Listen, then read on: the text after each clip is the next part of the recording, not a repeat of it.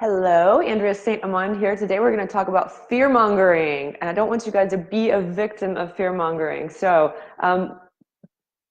mongering, fear, by the way, is a healthy emotion. It can be really, really healthy. It can hold you back and educate you from, and keep you from doing something really stupid. That's healthy fear. Healthy fear is healthy. That's not the fear I'm talking about today. The fear I'm talking about today is when fear explodes like a balloon and gets out of our control. And then fear actually holds us back from doing something smart, or that fear keeps us from trying something new or exploring or getting educated on something. So there's lots of fear mongering going on right now, all over the news, all over the television with this hurricane.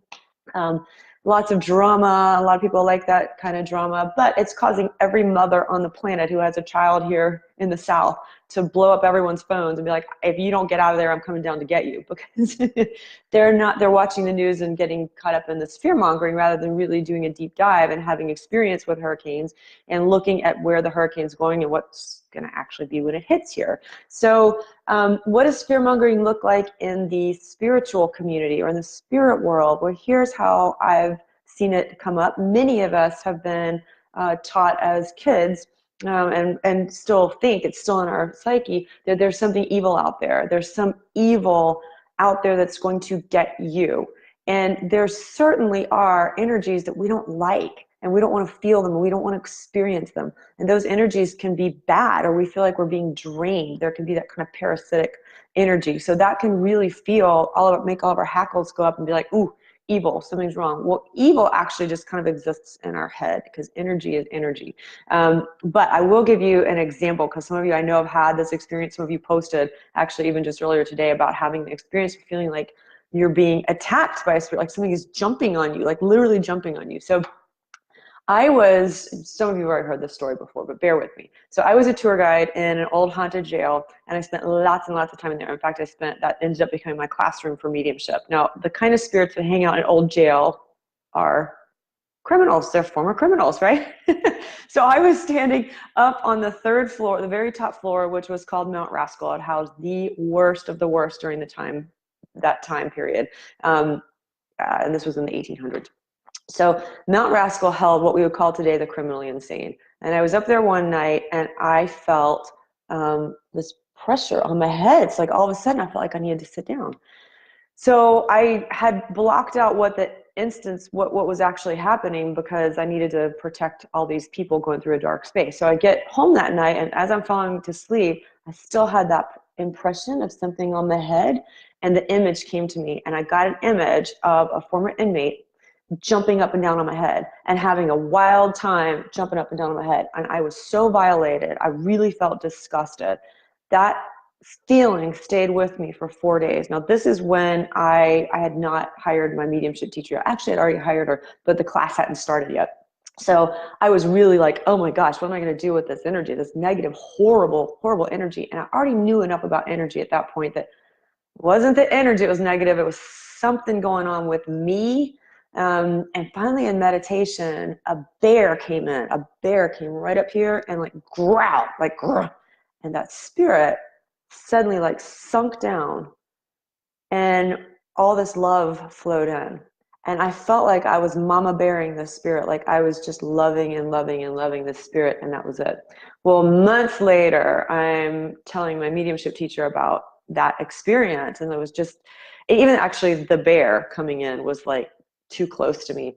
And she said, well, first of all, that spirit was giving you a message, trying to get your attention. And she said, he might have been saying, get out of your head, like get out of your head, lighten up and have more fun and take mediumship, do all this stuff, but get out of your head, quit analyzing everything so much.